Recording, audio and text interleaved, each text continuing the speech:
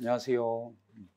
아, 오늘부터 또 이제 기초과정 11월 2달 동안 같이 좀 언어 지문 같이 보고 문제 같이 풀 텐데, 어, 그냥 제가 이 시험에 대해서 좀 가지고 있는 생각부터 짧게 말씀드리고 문제를 시작할게요.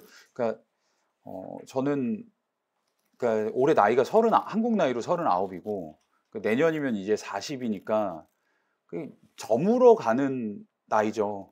이제 그 노화가 꽤나 많이 진행된 상태이고, 그리고 뇌도 노화가 됐을 거고, 원래부터, 아유, 뭐 꽤 똘똘했겠죠. 어려서 공부 잘하고 똘똘한 편이었겠지만, 리트는 다 그런 사람들이 모여서 보는 시험인 거고, 어,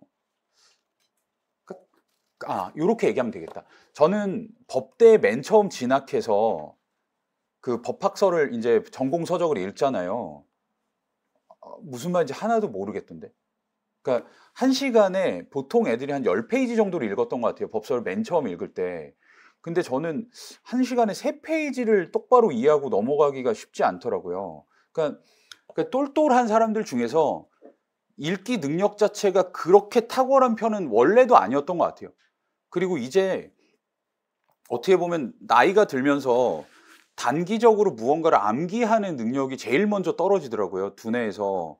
뭐 이것저것 다 떨어지겠지만 단기적으로 무언가를 반짝 이렇게 외우는 능력이 굉장히 떨어지다 보니까 그 언어 시험장에 갔을 때 제한된 시간 내에 지문을 딱 읽고 기억나는 정도가, 그러니까 한 27, 노영석 괄호 27세 때 시험장에 맨 처음 갔을 때, 그리고 노영석 괄호 30세 2016학년도 시험 다 맞았을 때 비교하면 정신을 못 차리겠어요. 시험장 가서.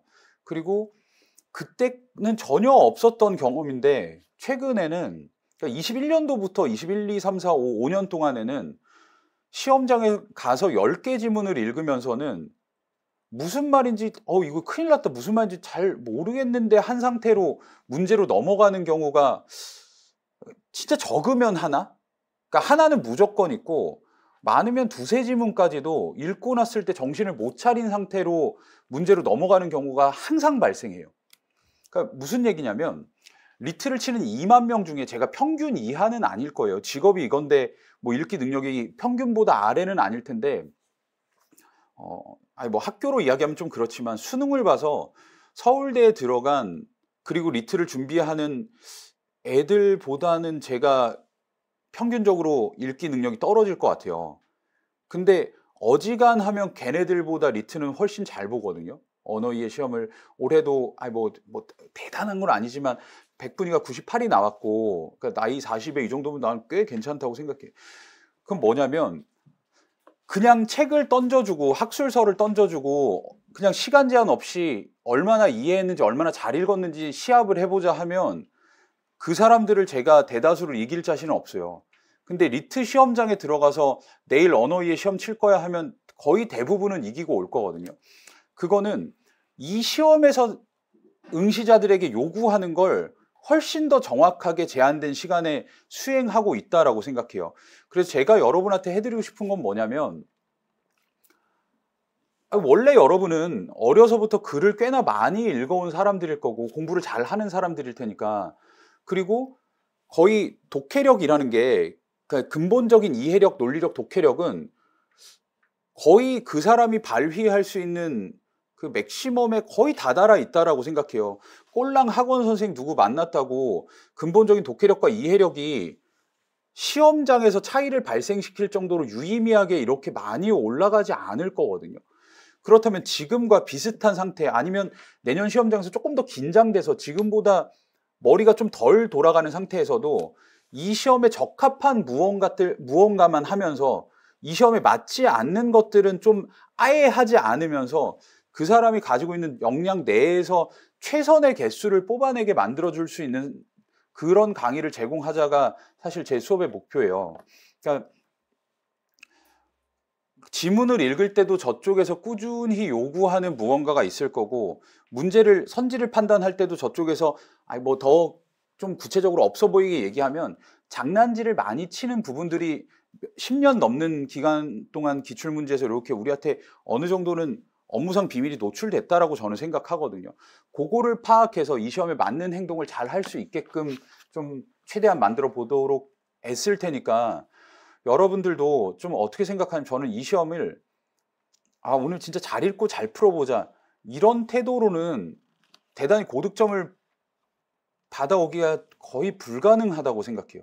그것보다는 이 시험에서 내가 하면 안 되는 행동들을 깔끔하게 하지 않으면서 시험에서 지금까지 꾸준히 요구했던 것들 좀 잘 지켜가면서 70분 시간을 잘 보내보자라고 그 잘 보내기 위한 준비 과정을 잘 거쳤을 때 저는 25개, 6개 뭐 요 정도 최상위권의 언어의 개수를 받아올 수 있다라고 생각하거든요. 그걸 한번 잘 만들어 보자고. 오늘 이제 첫날 지문을 보면서 할 거는 맨날 그 모든 커리큘럼의 거의 초반부는 비슷한 이야기를 합니다.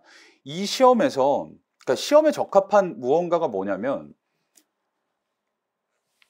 글을 읽을 때 우리가 해야 될 건 크게 두 가지인 것 같아요. 개념의 명확한 구분이 있을 거고 또 개념 간의 유기적 연결을 해야 할 거고 무언가 그냥 일반적인 글을 읽을 때 그런데 개념 간 유기적 연결을 놓쳐서 틀린 사람은 거의 못 본 것 같아요. 특정 학생이 이 개념과 이 개념이 이렇게 관계에 있음을 잡아내지 못해서 틀리는 문제는 거의 없거든요. 그런데 이 개념과 저 개념을 명확하게 구분하지 못해서 틀리는 문제는 수두룩 빽빽이에요. 시험지 한 해 시험지 안에서도. 그렇다면 우리는 글을 읽을 때 막연히 요렇게 연결시키면서 가는 게 아니라 명확하게 구분하는 걸 일단 지문 읽을 때 첫 번째 목표로 삼고 글을 읽어야 한다라고 생각하거든요. 그리고 첫 지문을 통해서도 또 이야기를 하겠지만 지문을 읽고 우리는 그걸 가지고 선지를 판단해야 하는데 여기서 저는 지문 독해와 문제풀이는 정말 유기적으로 연결이 돼야 된다라고 생각해요. 유기적 연결이 글을 잘 읽어서 잘 판단해라가 아니라 내가 시험장에 가시면 이만큼 온전하게 다 읽힌 지문이 있을 거고 쉽지 않은데 하면서 꼴랑 요거밖에 읽어내지 못한 지문이 있을 거거든요. 저는 여기서 중요한 건 내가 지문을 읽을 때 요 정도밖에 읽지 못했다면 그것만 가지고 할 수 있는 판단들만 하면서 이 시험이 진행되어야 한다라고 생각해요. 지문에서 내용을 파악하지 못했는데 선지로 넘어와서 내용을 고민하고 있으면 그거는 지문 읽는 것과 내 판단이 오히려 괴리가 생기는 거거든요. 그런 것들을 오늘 계속해서 강조하도록 하겠습니다. 일단 글을 읽을 때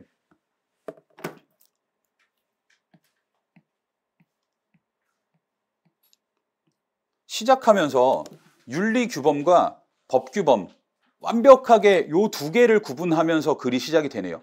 그러니까 지금부터 첫 지문을 읽고 문제를 푸실 때는 딱 요거 대강 구분하는 것만 신경 쓰시면서 지문 읽으시고 그거 가지고 선지 판단을 해주세요. 첫 번째 지금 1번에서 3번 문제 중에 1번, 2번, 3번 다 풀어보겠습니다. 시작하겠습니다.